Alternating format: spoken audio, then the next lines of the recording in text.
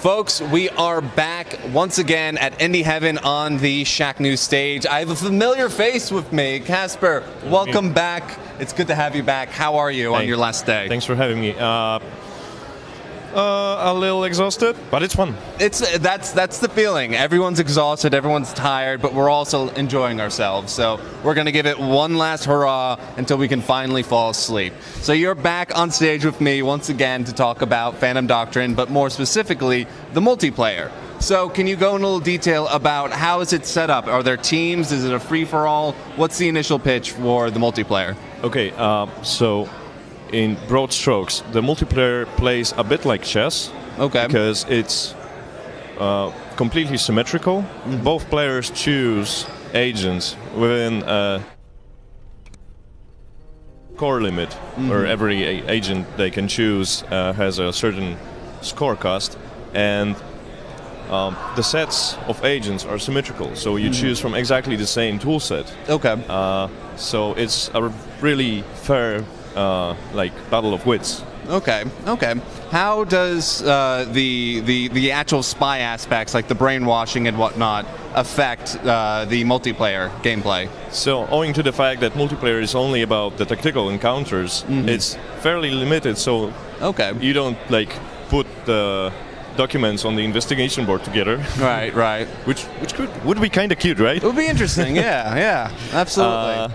But all the tools that you have at your disposal in tactical encounters, all the stuff like heartbeat sensors and some experimental weaponry, it's all there. Okay, cool, awesome. So how many, when you talk about chess, are people going to have a full chessboard of spies, or is it going to be about 5 or 4 per team? It's up to 6 per team, and you can go more and weaker agents or less but stronger agents. It's kind of part of your strategy when you prepare and you kind of try to guess what the enemy is planning for. Right. And you build your initial strategy with some room to fiddle in case they deviate from what you expected. Okay. Now, is there a time limit on each turn for the player, or how do you manage that over a multiplayer game? We assumed that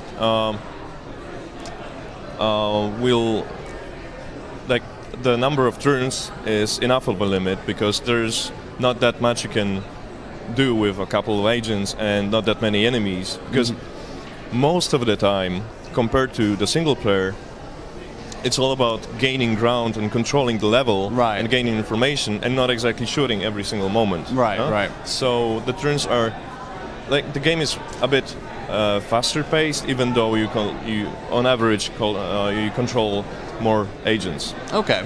So is the multiplayer's main focus is the combat itself? Are there any other objectives happening while you're playing the multiplayer? No. It's 100% focus on combat, because we wanted to make it a very fair and balanced and symmetrical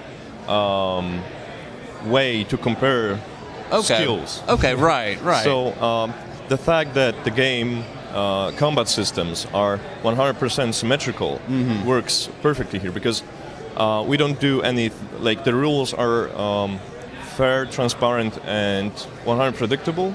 So the fact that there's no random chance when you're shooting works perfectly well in multiplayer, because it feels fair. Right. So the way you work around the fact that every agent has a certain level of situational awareness, and when you shoot at someone who is pretty aware of their surroundings, you're going to flinch and dodge a bit to reduce the damage.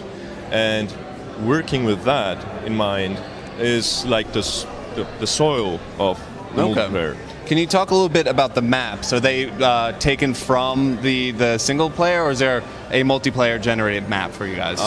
We used maps from the single player, but obviously we have 60 or 70 maps in single player, and just a small, carefully picked part of that works best for multiplayer. We also adjusted them a bit. Okay, awesome. So for folks who want to learn more about Phantom Doctrine, can you tell the folks one more time where they can go to learn more? I have no clue. Steam, I guess. Steam. All right. So be sure to check on Steam for Phantom Doctrine. Or our website, because Phantom Doctrine is also on PC, also on Xbox and PS4 this summer. Awesome. Well, Kessler, it's been a pleasure. Once again, thank you so much. Folks, we're going to take a quick break once again, but then we're going to show you some awesome new games.